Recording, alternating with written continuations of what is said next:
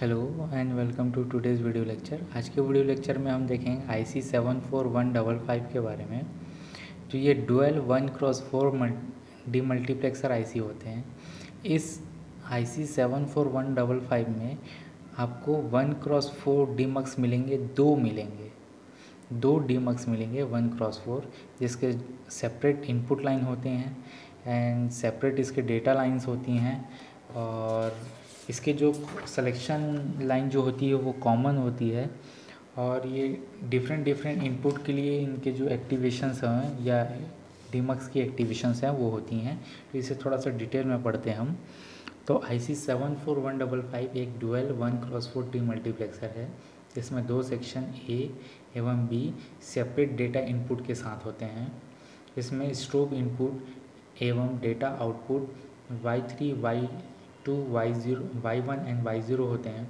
दोनों सेक्शन में एक कॉमन इनपुट सिलेक्शन S0 और S1 होते हैं एवं ये पैरेलल होते हैं। सेक्शन A में IA एवं सेक्शन B में IB डेटा इनपुट सक्रिय होते हैं। सेक्शन A का इनपुट एक्टिव हाई एवं सेक्शन B का एक्टिव लो डेटा इनपुट होता है। सेक्शन A और सेक्शन B के जो ट्रूथ टेबल है वो हम नीचे देखते हैं। तो यहाँ पर आपको दो डिफरेंट ट्रूथ टेबल आपको नज़र आ रहा है, जिसमें पहला जो मल्टीप्लेक्सर है जिसे A से डिनोट करते हैं उसके इनपुट लाइन को IA से डिनोट करते हैं एंड इसका जो इनपुट है वो हम यहाँ पर ले रहे हैं 111 ले रहे हैं। तो जब 1 हो रहा है तो उसके अकॉर्डिंग आप देखिए तो आउटपुट साइड में देखेंगे। जैसे पहले कंडीशन के लिए अगर Y0 सेलेक्ट हो रहा है तो उसका आउटपुट जो है एक्टिव लो होने के कारण 0 हो जा रहा है।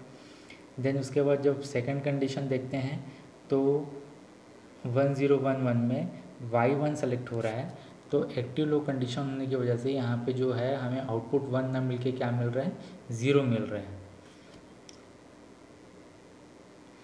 तो ये जो है आपका मल्टीप्लेक्सर IA के बारे में। सेम जो है मल्टीप्लेक्सर जब हम IB के बारे में देखते हैं तो इसका जो इनपुट लाइन है वो IB से डिनोट होता है।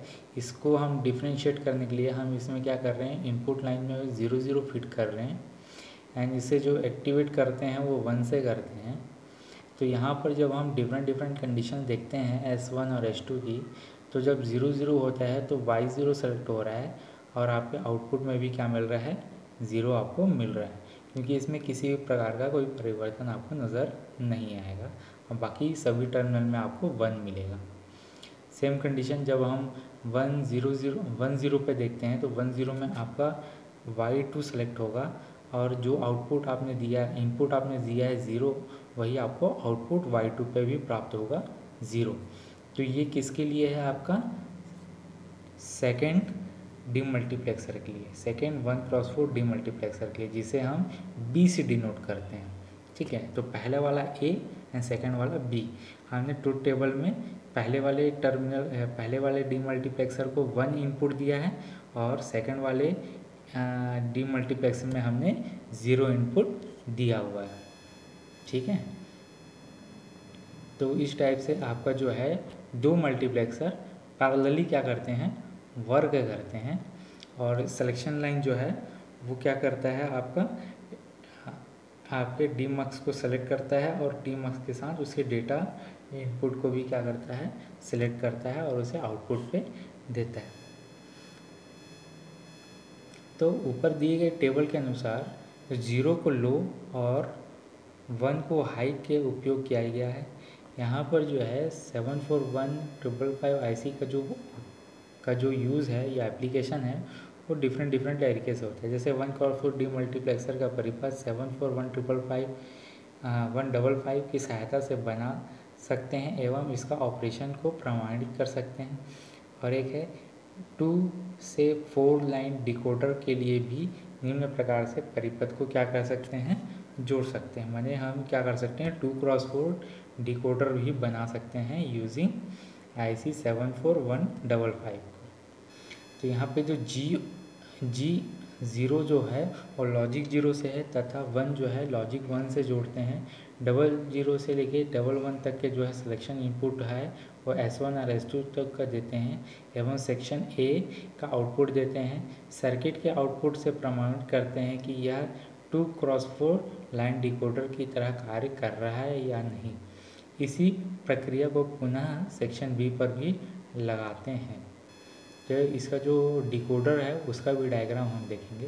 तो यहाँ पर देखेंगे आप तो 74155 का है एक ब्लॉक डायग्राम आपको नज़र आ रहा है, ठीक है।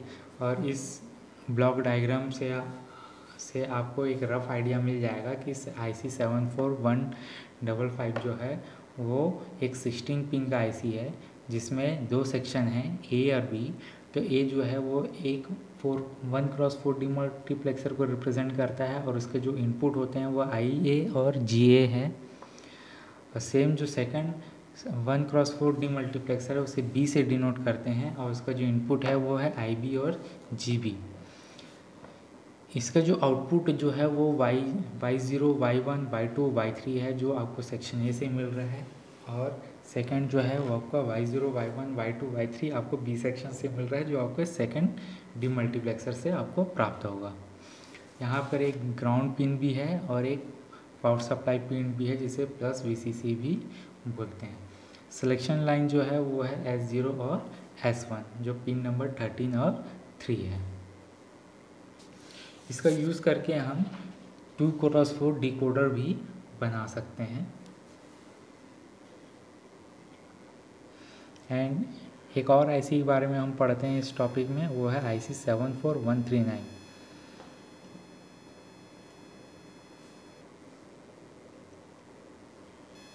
तो IC 74139 IC जो है इनपुट या तो A या B के द्वारा अप्लाई किया जाता है।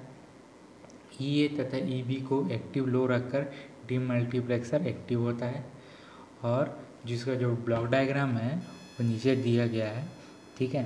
तो यहाँ पर जो है आपके EA और EB और ये जो 2 डीमल्टीप्लेक्सर है और 2 डीमल्टीप्लेक्सर का यूज़ करके हमने यहाँ पर क्या बनाया है, एक फुल एडर बनाया हुआ है, ठीक है। 74139 IC का यूज़ करके हमने एक फुल एडर बनाया है जहाँ से आपको एक सम भी मिल रहा है और एक कैरी भी आपको मिल रहा है, ठीक है। तो फुल एडर माने 2 वेरिएबल और एक कैरी का एडिशन हो रहा है, ठीक। तो ये सिंपल सा डायग्राम है जिसका डीमल्टीप्लेक्सर का डायग्राम है जिसका यूज़ करके हमने एक फुल एडर डिज़ाइन किया हुआ है। तो आज के वीडियो लेक्चर में हमने देखा IC 74155 के बारे में और उसके एप्लीकेशंस को पढ़ा, उसके ट्रूथ टेबल को समझने की कोशिश की। बहुत ही इजी है इसका ट्रूथ टेबल, और बस आपको ये याद रखना है, ब्लॉक डायग्राम अगर आपको क्लियर है तो आप क्या कर सकते हैं, इजीली इसके डिस्क्रिप्शन को बहुत इजीली लिख सकते हैं। बस आपको याद रखना है कि कौन से कंडीशन पे ये एक्टिव लो होगा और एक्टिव हाई होगा, तो कौन सा मल्टीप्लेक्सर डीमल्टीप्लेक्सर वो एक्टिव होगा और हाई होगा। तो ये चीज़ आपको याद करना है, और एग्ज़ाम में इस चीज़ों को ध्यान रखने हुए आपको इस थ्योरी को एक्सप्लेन करना है। तो आज के वीडियो लेक्चर में इतना ही। Thank you.